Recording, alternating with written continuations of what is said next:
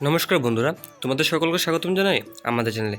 তো বন্ধুরা, আবারও 3712 জন লোক নিয়োগ করা হবে এবং এটা একটা সম্পূর্ণ বন্ধুরা গভর্নমেন্ট জব হবে। এবং এখানে যে শিক্ষাগত যোগ্যতা চেয়েছে বন্ধুরা শুধুমাত্র 12 পাস। তো যদি আপনারা 12 পাস করে থাকেন তাহলে সকলে এখানে আপনারা আবেদন করতে পারবেন। এবং বন্ধুরা এখানে পুরুষ এবং মহিলা আপনারা সকলে এখানে আবেদন করতে পারবেন এবং এক্সাম সেন্টারটা হবে সম্পূর্ণ আগরতলাতে। তো বন্ধুরা, আজকে এই ভিডিওর মধ্যে আমি সম্পূর্ণ তথ্য তুলে ধরবো, তো তোমরা ভিডিওটা শেষ পর্যন্ত দেখবেন। এবং বন্ধুরা, ভিডিওটা শুরু করার আগে তোমাদের ছোট্ট একটা কথা বলতে চাই যে যারা আমার চ্যানেলটাকে এখনও পর্যন্ত সাবস্ক্রাইব করুন, আমার চ্যানেলটাকে সাবস্ক্রাইব করে পাশে দেখো, কেননা আমি প্রত্যেকদিনে এরকমই গভর্নমেন্ট জব বা প্রাইভেট জবের নোটিফিকেশন আপনাদেরকে দিয়ে দেখি। তো চ্যানেলটাকে সাবস্ক্রাইব করে পাশে দেখো, ধন্যবাদ। তো চলুন বন্ধুরা দেখে নিই সম্পূর্ণ নোটিফিকেশনটা। বন্ধুরা, নোটিফিকেশনটা এসেছে এসএসসির তরফ থেকে, স্টাফ সিলেকশন কমিশনের তরফ থেকে।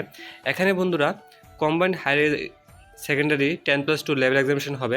এখানে যে বন্ধুরা যে পোস্টগুলি আছে, lower division clerk, LDC, junior secretariat assistant, JSA, তারপর ডাটা এন্ট্রি অপারেটর এবং data entry operator grade A, এইসব পদে লোক নিয়োগ করবে।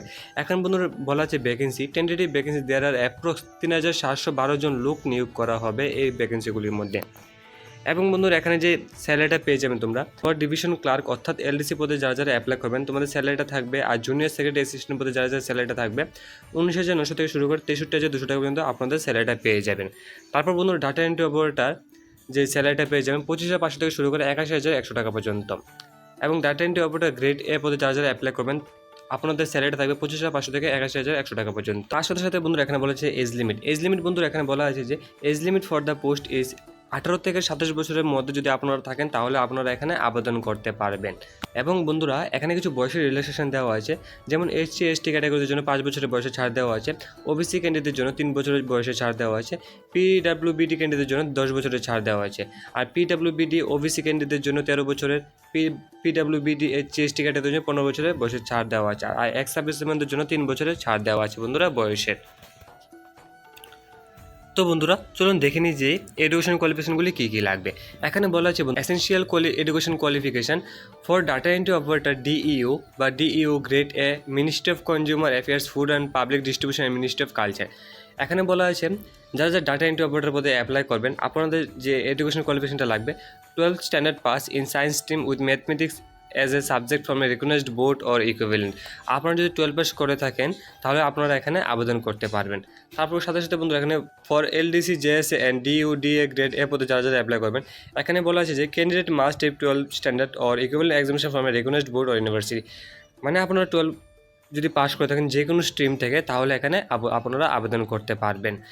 এখন তার সাথে সাথে বন্ধু একটা কথা বলা আছে যে the candidates who have appeared in the 12 standards or equivalent examination can also apply, however they must process essential qualification on or before the cut-off date 1/8/2024। মানে 1/8/2024 মধ্যে আপনার যদি রেজাল্টটা বেরিয়ে যায় তাহলে আপনারা এখানে আবেদন করতে পারবেন বন্ধুরা। তো চলুন বন্ধুরা দেখে নিই যে এক্সামিনেশনটা কীভাবে হবে।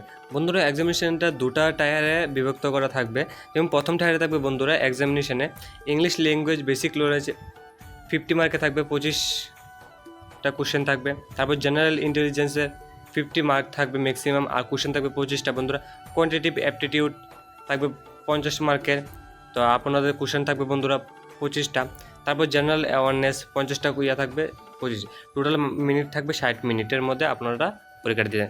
তারপর বন্ধুরা এই সিলেকশনটা হয় সালে আপনার টায়ার 2 এক্সামিনেশনের মধ্যে বন্ধুরা ম্যাথমেটিক্যাল এবিলিটিস চেক করা হবে, রিজনিং অ্যান্ড জেনারেল ইন্টেলিজেন্সের বন্ধুরা পরীক্ষা দিতে হবে। এখন টোটাল টাইম দেওয়া থাকবে বন্ধুরা 1 ঘন্টা। তো বন্ধুরা এই সম্পূর্ণ সিলেবাসটা আমার ভিডিও ডিসক্রিপশনে অর্থাৎ বা আমার হোয়াটসঅ্যাপ গ্রুপে পেয়ে যাবে। তো যদি তোমাদের কোনো প্রকার অসুবিধা হয় আমার কমেন্ট বক্সে থেকে আমার হোয়াটসঅ্যাপ নাম্বারটি নিয়ে আমাকে জানাতে পারো, আমি তোমাদেরকে সহযোগিতা করে দেব।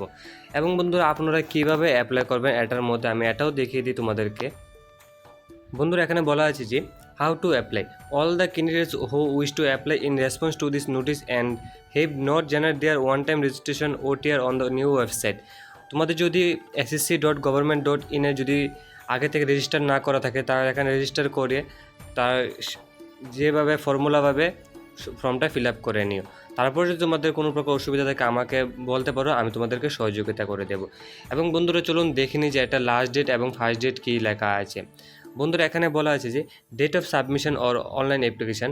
এখানে বন্ধুরা 8 তারিখ থেকে এটা শুরু হয়ে গেছে অলরেডি, এটা মে মাসের 7 তারিখ পর্যন্ত এটা লাস্ট ডেট থাকবে। তো এরপর তার সাথে সাথে বন্ধুরা এখানে বলা আছে যে last date and time for receipt for online application, এটাও বন্ধুরা 7 তারিখ মে মাসের।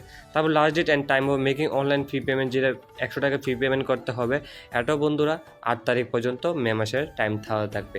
তো বন্ধুরা তোমাদের যদি কোনো প্রকার ইচ্ছুক এই জবটা পাওয়ার জন্য, এটা একটা সম্পূর্ণ বন্ধুরা গভর্নমেন্ট জব, তো তোমরা এটা কখনো হাতছাড়া করবে না, এটার জন্য তোমরা প্রিপেয়ার হয়ে নাও।